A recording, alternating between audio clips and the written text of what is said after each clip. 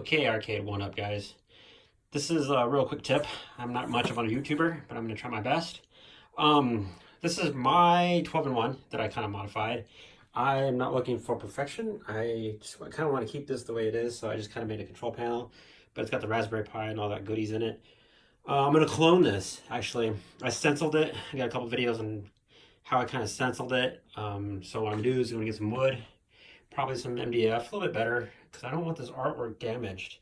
Because I heard some really, bad reviews. I'm not going into it. That's, personal opinions, whatever. But what I want to do is I want to keep this the way it is, but I'm going to clone it with some better wood, and I'm going to get some vinyl, and I'll probably wrap it, like pretty much everybody's doing. But anyway, so that's that with this one. Here's my old control panel. So what I did is I stenciled that on some cardboard, and I kind of made this. That's my puppy coming upstairs. This right here is an IKEA shelf. So what I did, I took a couple of old IKEA shelves, took a mock-up of my old Mortal Kombat cabinet that I had, got some holes in it, spray paint a little bit, threw a control joystick in it. They work perfectly, kind of, minus this little part, but man, I don't care. It's a prototype for what I'm doing. If you want to get a wider shelf, you could, and then just jigsaw that little unit part out there and just slide it in. If you're just kind of trying to figure out how a comfortable way of doing your controls. This is just a standard Mortal Kombat setup with one person. I might make it a two, I don't know. I'm the only one who plays this. This one here has the power and a reset switch, the one player, and then I added an X, Y, and Z because I modded a controller. I'll go into that later if you guys want me to. If not, whatever. This is already getting too long.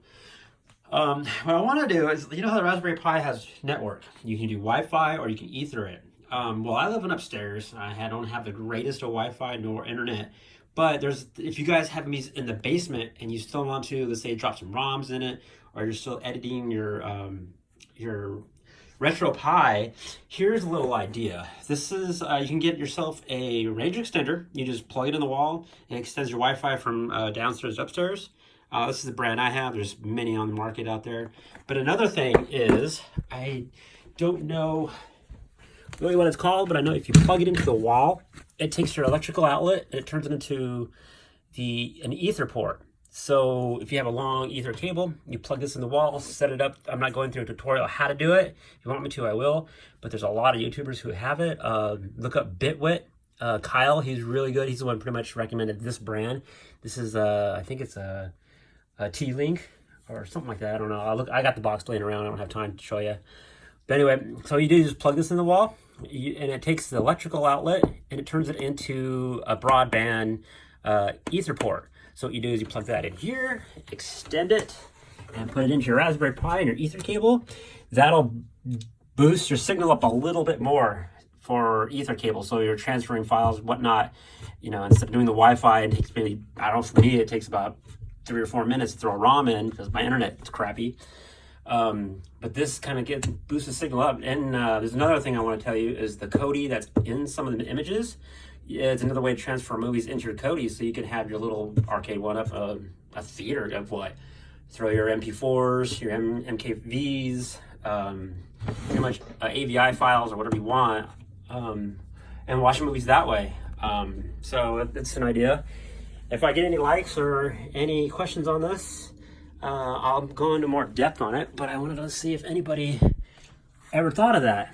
You just plug that into the wall, plug that into your ether port, and you got yourself broadband internet. I mean, how many people move these cabinets around? So, you put it back against the wall, and if you're down in a basement and you don't have the greatest of Wi-Fi, let's say your wife or your kids are watching Netflix, but you still got to throw a ROM in it and it's taking you forever. There you go, as an idea. So just let me know what you think.